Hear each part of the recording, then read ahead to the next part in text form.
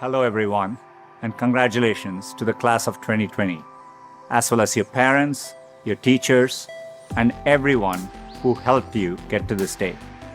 I never imagined I'd be giving a commencement speech with no live audience from my backyard, but it's giving me a much deeper understanding for what our YouTube creators go through.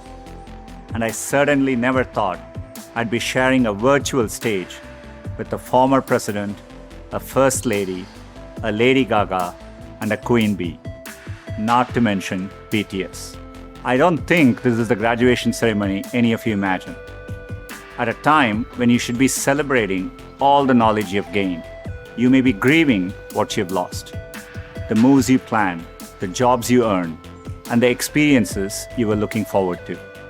In bleak moments like these, it can be difficult to find hope. So let me skip right to the end and tell you what happens. You will prevail. That's not really the end of the speech, so don't get too excited. The reason I know you'll prevail is because so many others have done it before you. 100 years ago, class of 1920 graduated into the end of a deadly pandemic. 50 years ago, the class of 1970 graduated in the midst of Vietnam War. And nearly 20 years ago, the class of 2001 graduated just months before 9/11. There are notable examples like this. They had to overcome new challenges, and in all cases, they prevailed. The long arc of history tells us we have every reason to be hopeful.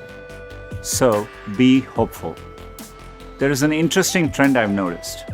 It's very conventional for every generation to underestimate the potential of the following one. It's because they don't realize that the progress of one generation becomes the foundational premise for the next. And it takes a new set of people to come along and realize all the possibilities. I grew up without much access to technology. We didn't get our first telephone till I was 10. I didn't have regular access to a computer until I came to America for graduate school. Under television, when we finally got one, only had one channel. So imagine how awestruck I am today to be speaking to you on a platform that has millions of channels. By contrast, you grew up with computers of all shapes and sizes. The ability to ask a computer anything, anywhere, the very thing I've spent my last decade working on, is not amazing to you. That's okay. It doesn't make me feel bad. It makes me hopeful. There are probably things about technology that frustrate you and make you impatient. Don't lose that impatience. It'll create the next technology revolution and enable you to build things my generation could never dream of. You may be just as frustrated by my generation's approach to climate change or education. Be impatient. It'll create the progress the world needs. You will make the world better in your own way, even if you don't know exactly how. The important thing is to be open-minded so that you can find what you love. For me, it was technology. The more access my family had to technology, the better our lives got. So when I graduated, I knew I wanted to do something to bring technology to as many others as possible. At the time, I thought I could achieve this by building better semiconductors. I mean, what could be more exciting than that? My father spent the equivalent of a year's salary on my plane ticket to the US so I could attend Stanford. It was my first time ever on a plane.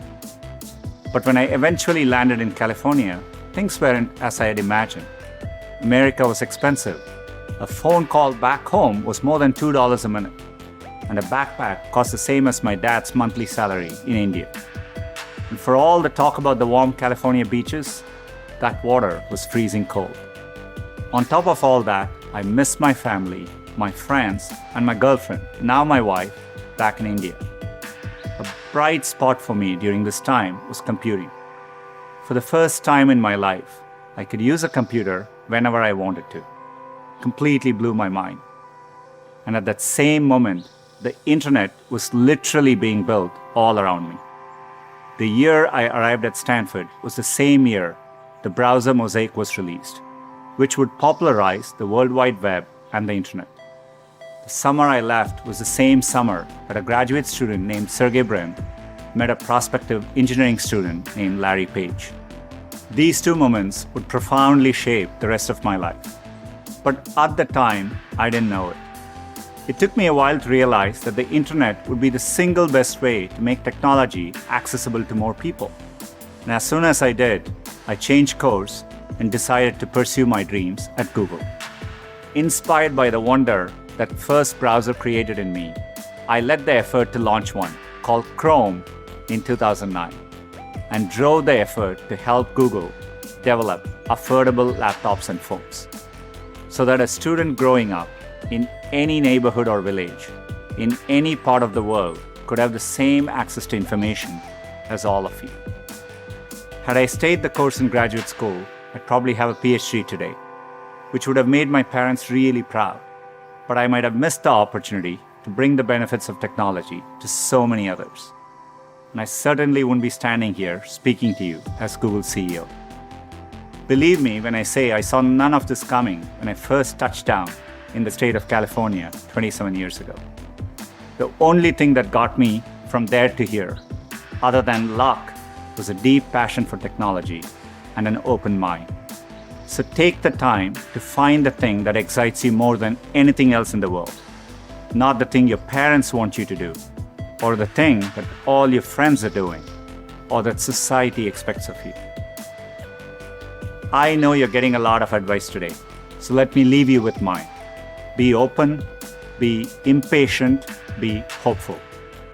If you can do that, history will remember the class of 2020, not for what you lost, but for what you changed. You have the chance to change everything. I'm optimistic you will. Thank you.